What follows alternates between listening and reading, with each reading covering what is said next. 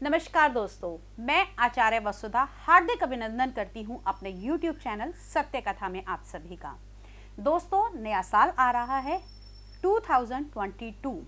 Corona की महामारी के रहते 2020 और 2021 बहुत ही बुरा रहा। सभी के घर में परेशानियां रहीं, लेकिन आज हम अपने इस वीडियो के माध्यम से यही मंगल कामना करते हैं कि आने वाला 2022 सभी के लिए बहुत ही शुभ रहे। हर राशि पर, हर व्यक्ति पर इसका पॉजिटिव रिजल्ट आए। तो आज के वीडियो में हम बात करेंगे कि कैसा रहेगा मेष राशि वाले जातकों के लिए ये 2022। आज के वीडियो से आपको पता लगेगा कि कौन कौन से महीने आपके लिए लाभकारी होंगे, किस किस महीने में आपको क्या करना है और क्या क्या उपाय आप करके अपने लक को एनहांस कर सकते हैं और क्या चीज़ अवॉइड करके आप आने वाली परेशानियों को रोक सकते हैं। तो चलिए सबसे पहले बात कर लेते हैं हम मेष राशि वालों के लिए। ये जो गणना रहेगी ये लगन राशि से रहेगी, यानी कि आपके फर्स्ट हाउस में जो नंबर होगा वो 1 नंबर होगा, यानी कि एरीज मेष राशि का। मेष राशि की यदि बात करें तो साल की शुरुआत यानी कि 1 जनवरी 2022 को आपके दूसरे घर के अंदर राहु विराजमान है वृषभ राशि के अंदर। दूसरा घर वाणी का माना जाता है, गायन का माना जाता है, गले का माना जाता है। तो दोस्तों, अब तक आपको जो जो प्रॉब्लम राहु से रही हैं, जिसके कारण आपको कई बार ऐसा रहा कि आपके गले में इन्फेक्शंस थे या आपको आपकी वाणी में बहुत कर्कशता आ गई थी, और यही राहु की जो दृष्टि थी वो आपके कर्म भाव पर पड़ रही थी, अष्टम भाव पे और छठे भाव पर, यानी कि तीनों ही आपके ऐसे घर एक्टिव कर रखे थे राहु ने, जिसके कारण आपको परेशानियों का सामना करना पड़ रहा था। अगली बात करें तो इस समय में साल के शुरुआत में जो ग्रह गोचर रहेगा, आपके लगन का स्वामी मंगल देव, जो कि इस समय केतु के साथ में, चंद्रमा के साथ में अष्टम भाव में चल रहे हैं। अष्टम भाव यानी कि मृत्यु भाव और आयु भाव भी माना जाता है। जब हमारे लगन का स्वामी अष्टम भाव में जाता है तो हमारा इम्यून सिस्टम वीक हो जाता है। यहाँ पर केतु का साथ होने के कारण व्यक्तियों को ऐसा लग सकता है कि कुछ दुर्घटनाएं भी रही हैं, साथ ही साथ ऐसे समय में आग से या फिर किसी और ऐसी चीज जिसमें करंट लगने का डर ये आपका बना हुआ है। क्योंकि दोस्तों, आपको ये बता दूं कि ये जो अभी हम राशिफल देख रहे हैं ये हम साल के शुरुआती दौर से देख रहे हैं। इस साल के अंदर बड़े ग्रहों का जो गोचर चेंज होगा वो अप्रैल के महीने में होगा। तो जो साल की पूरी गणना रहेगी वो 2 हिस्सों में लगातार लगभग रहेगी। तो पहले हिस्से की बात करें तो जो बड़े ग्रहों का यहाँ पर समावेश दिखाई दे रहा है वो ऐसा है। इसके बाद यदि मैं बात करूं तो शुक्र की जो स्थिति रहेगी वो आपके नवम भाव में सूर्य के साथ में है, इतना आपको नुकसान नहीं देंगे। लेकिन 10वें घर के अंदर शनि बुध के साथ में स्वराशि के विराजमान होकर शश योग बना रहे हैं। यहाँ पर आपके काम में बढ़ोतरी होगी, साथ ही साथ शनि की चौथी दृष्टि आपके घर के भाव पर भी पड़ रही है। चौथा घर यानी कि हमारे सुख साधन और संपत्ति का माना जाता है। शनि की यहाँ से 7वीं दृष्टि, और साथ ही साथ यदि मैं बात करूं तो शनि अपनी और दृष्टियों से आपके सप्तम हाउस और आपके 12वें भाव को भी इफेक्ट कर रहा है। तो शनि की अगर हम बात कर लें तो सबसे पहले सप्तम हाउस पर दृष्टि पड़ने से आपके वैवाहिक संबंधों में थोड़ी सी दिक्कतें इस समय में रह सकती हैं, अप्रैल माह तक लेकर।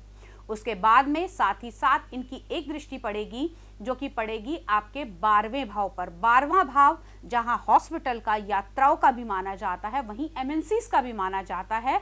और शनि एक वायु ग्रह है। एमएनसीज के साथ में आपका काम हो सकता है। साल की शुरुआत के अंदर आपको अपने काम के लिए विदेशों की यात्रा भी करनी पड़ सकती है।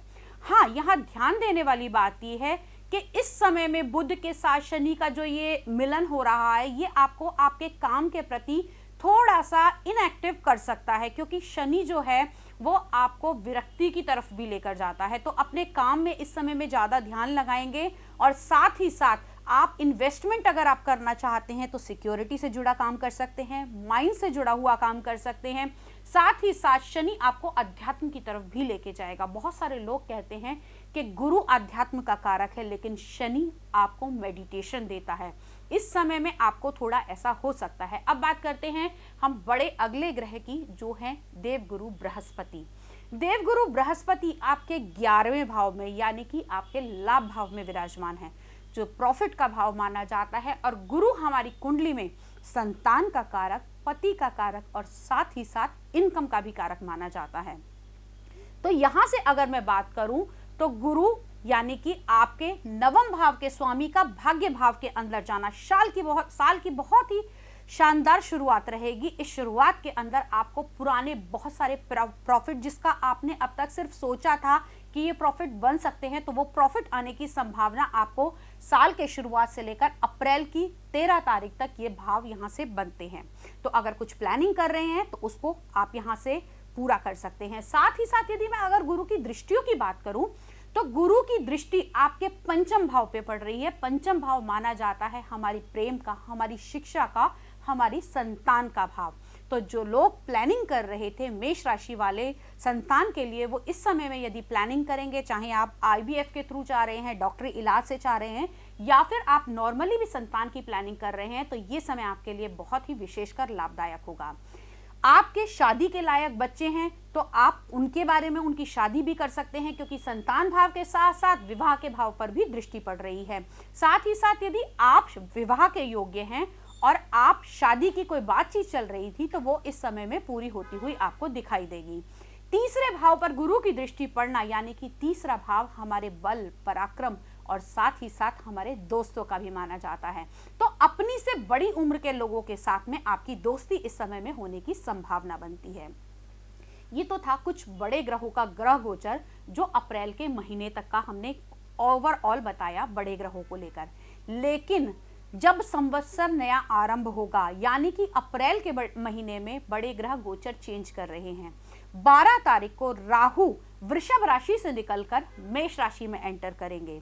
साथ ही साथ देवगुरु बृहस्पति 13 अप्रैल को राशि परिवर्तन करेंगे और आएंगे कुंभ राशि के अंदर, और उसके साथ में शनि देव 29 अप्रैल को कुंभ राशि के अंदर शनि का भी प्रवेश माना जाएगा। ये माफ कीजिएगा, गुरु मीन राशि के अंदर प्रवेश करेंगे। तो ओवरऑल अगर हम बात करें तो राहु का, केतु का, गुरु का और साथ ही साथ शनि का भी गोचर चेंज हो रहा है। तो यहां से जो प्रेडिक्शन होगी या आपकी दिनचर्या और साथ ही साथ आपके भाग्य के अंदर एक नई मोड़ करवट लेगा और एक नया मोड़ आएगा। तो अब चीजों को किस तरीके से प्लानिंग करना है ये आप डेट के अकॉर्डिंग देखिए। अगर हम बात करें तो यहाँ पर मंगल देव सबसे पहले, जो हमने अभी आपको बताया कि मंगल जो है वो आपके अष्टम भाव में आपके लगन के स्वामी हैं, तो 16 जनवरी को धनु राशि में जाएंगे। आपके भाग्य भाव में मंगल सूर्य के साथ युति करेंगे सबसे पहले 16 जनवरी को। तो 16 जनवरी का जो ये टाइम रहेगा आपके लिए बहुत बेस्ट रहने वाला है, क्योंकि दोनों आपस में मित्र हैं। सूर्य अपने आप में बहुत ही तेजस्वी ग्रह है और जो मंगल है वो सेनापति होने के कारण आपको अग्रेशन देगा और नए नए कार्यों के अंदर आपकी बढ़ोतरी होगी। 26 फरवरी को मकर राशि में प्रवेश करेंगे और उच्च के हो जाएंगे मंगल। और इस समय में यहाँ पर अगर देखा जाए तो जहाँ पर पहले से सूर्य विराजमान है, लेकिन ध्यान रखिएगा कि इस समय में आप किसी से बेफजूली का पंगा ना लें, क्योंकि इस समय यदि आप कोई भी ऐसा कार्य करते हैं जिसमें आपके लड़ाई झगड़े या फिर आपकी कोर्ट कचहरी की नौबत आ सकती है, तो ये आपके लिए बड़ा ही घातक साबित होगा। डेट्स आप नोट कर लीजिएगा। 16 जनवरी के बाद 26 जनवरी में आपको थोड़ा सा ध्यान रखना है। अब बात कर लेते हैं कि देवगुरु बृहस्पति का जब गोचर चेंज होगा तब वो आपके लिए कैसा रहेगा। अभी जो देवगुरु बृहस्पति हैं वो आपके 11वें भाव में है। जैसे ही देवगुरु बृहस्पति का गोचर चेंज होगा तो वो आपके 12वें भाव के अंदर एंटर करेंगे। तो आइए अब जान लेते हैं कि अप्रैल के बाद में परिस्थितियां कैसी रहेंगी और आपका भाग्य कैसा रहेगा। सूर्य और राहु आपके फर्स्ट हाउस के अंदर गोचर करेंगे। सूर्य यूं कि हर महीने अपना राशि परिवर्तन कर लेते हैं। हर महीने की संक्रांति को सूर्य एक राशि छोड़कर दूसरी राशि के अंदर एंटर कर लेते हैं। तो यहाँ पर सूर्य और राहु का जो ये गोचर रहेगा आपके फर्स्ट हाउस में रहेगा। सूर्य और राहु का ये गोचर जिसे हम ग्रहण योग भी कहते हैं, तो इस समय में आपको बहुत अधिक भ्रमित कर सकता है। तो ध्यान रखिएगा 16 अप्रैल से लेकर आपको 16 मई तक का जो टाइम है वो अपने आप को बहुत कूल करके रखना है। और साथ ही साथ इस समय में आपके सर पे चोट लगने की संभावना बनती है और आपको इस समय में अननेसेसरी की टेंशन्स बहुत बन सकती हैं और हो सकता है कि इस समय में आप बड़ी बड़ी प्लानिंग्स भी करें। अब बात कर लेते हैं राहु के साथ में जो अगला गोचर रहेगा वो रहेगा केतु का, क्योंकि जब राहु गोचर चेंज करते हैं साथ ही साथ केतु का भी गोचर बदलता है, तो केतु आपके 7th हाउस के अंदर एंटर करेंगे। तो यहाँ पर 7th हाउस के अंदर केतु का ये गोचर कुछ समय के लिए आपकी डेली इनकम्स को रोक सकता है, डेली इनकम्स को कट कर सकता है, तो इसका आपको ध्यान रख के चलने की आवश्यकता है। शनि जो अब तक आपके 10th हाउस के अंदर थे, 10th हाउस के अंदर थे, अब राशि परिवर्तन करेंगे और आपके 11वें घर के अंदर आएंगे। हालांकि यहाँ पर शनि स्वराशि के हैं और साथ ही साथ शनि जो एक्टिव कर रहे हैं आपके 5th हाउस को, आपके 8th हाउस को और आपके लगन को भी एक्टिव कर रहे हैं। सूर्य का वहां पहले से विराजमान होना, शनि की दृष्टि पड़ना, तो ध्यान रखिएगा सबसे ज्यादा आपके बाल इस समय में गिर सकते हैं। और साथ ही साथ 5th भाव पर जो ये दृष्टि है तो कहीं ना कहीं आपकी जो संतान है वो कहीं ना कहीं उसका फोकस जो है वो थोड़ा सा अपने काम को लेकर हट सकता है। और 8th भाव के अंदर शनि की ये जो दृष्टि पड़ेगी तो आप अपने खाने पीने का बहुत अधिक ध्यान रखिए। इस समय में आपको गैस से रिलेटेड या पाइल से रिलेटेड प्रॉब्लम्स हो सकती है। अगली बात करें हम अगले ग्रह गोचर की, तो देवगुरु बृहस्पति, हमने कहा था कि बड़े प्लैनेट चेंज करेंगे, तो देवगुरु बृहस्पति जो नैसर्गिक शुभ ग्रह माने जाते हैं आपके 12वें भाव के अंदर एंटर करेंगे।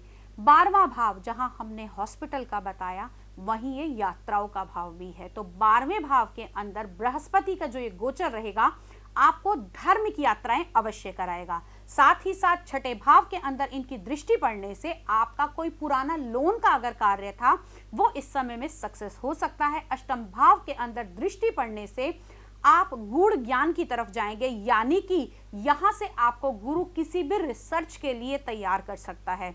आप कोई नई हायर स्टडी कर सकते हैं। साथ ही साथ 4th भाव को भी दृष्टि देंगे तो आपके जीवन में सुख, समृद्धि, माता सभी, यानी कि जो राशि है वो आपका 4th भाव चंद्रमा की राशि है और चंद्रमा माता का कारक माना जाता है। तो यहाँ पर ये जो ग्रह गोचर रहेगा आपके लिए बहुत ही लाभकारी रहेगा। दोस्तों ये कुछ चीजें हमने आपको बताई कि किस प्रकार से ग्रह गोचर चेंज होंगे। अब बात कर लेते हैं हम कार्य क्षेत्र की। तो जो लोग इस समय में किसी भी प्रकार की स्टडी का कार्य करते हैं, किसी भी प्रकार की सिक्योरिटी सिस्टम का कार्य करते हैं, माइंस का कार्य करते हैं, साज सजावट का कार्य करते हैं, मीडिया लाइन से जुड़े हुए हैं, कंसल्टेंसी का काम करते हैं, तो उन लोगों के लिए ये समय बहुत ही अच्छा होगा। अब बता दें कि मेष राशि वाले इस साल में भूल कर भी क्या कार्य ना करें। अप्रैल तक आपको बिल्कुल छूट है क्योंकि राहु आपके 2nd हाउस के अंदर हैं। तो जो लोग लीकर से जुड़े हुए काम करते हैं या किसी प्रकार का ऐसा काम करते हैं जिसके अंदर उनकी किसी भी प्रकार के शेयर मार्केट का काम करते हैं वो कर सकते हैं। लेकिन अप्रैल के बाद में आपको अपने ऊपर बहुत अधिक ध्यान रखने की आवश्यकता है। बेवजह का गुस्सा, फालतू की प्लानिंग इस समय में ना करें। यदि मैं लकी कलर की बात करूं तो इस समय में आप 2022 के लिए आपका जो बेस्ट कलर रहेंगे वो रहेंगे आपके येलो कलर, ऑरेंज कलर और कहीं ना कहीं आप रेड कलर का भी इस्तेमाल कर सकते हैं क्योंकि आपकी राशि के मालिक, आपके लगन के मालिक मंगल हैं। तो मंगल आपके लक को एनहांस करेगा और आपको एक पॉजिटिव एटीट्यूड देगा। इस समय में यदि आप दान करना चाहते हैं तो राहु के प्रभावों से बचने के लिए आपको अधिक से अधिक पानी का दान करना चाहिए, दुर्गा सप्तशती का पाठ करना चाहिए, छोटी कंजकाओं को आप मीठी चीजें बांट सकते हैं और यहाँ आप अगर किसी कुत्तों की सेवा करते हैं तो आपके लिए सोने पे सुहागा रहेगा। राहु से होने वाले जो बुरे प्रभाव हैं वो आपके जीवन पर नहीं पड़ेंगे। ये साल आपके लिए बहुत ही मंगलकारी हो, हर घर में नई खुशियां आए, उन्नति हो और भाग्य का विकास हो। माँ भगवती सब पर अपनी कृपा बनाए, इसी मनोकामना के साथ अपनी वाणी को विराम देते हुए आज का वीडियो यहीं ऑफ करती हूँ। अगले वीडियो में आपसे फिर मुलाकात करेंगे, तब तक के लिए जय माता दी।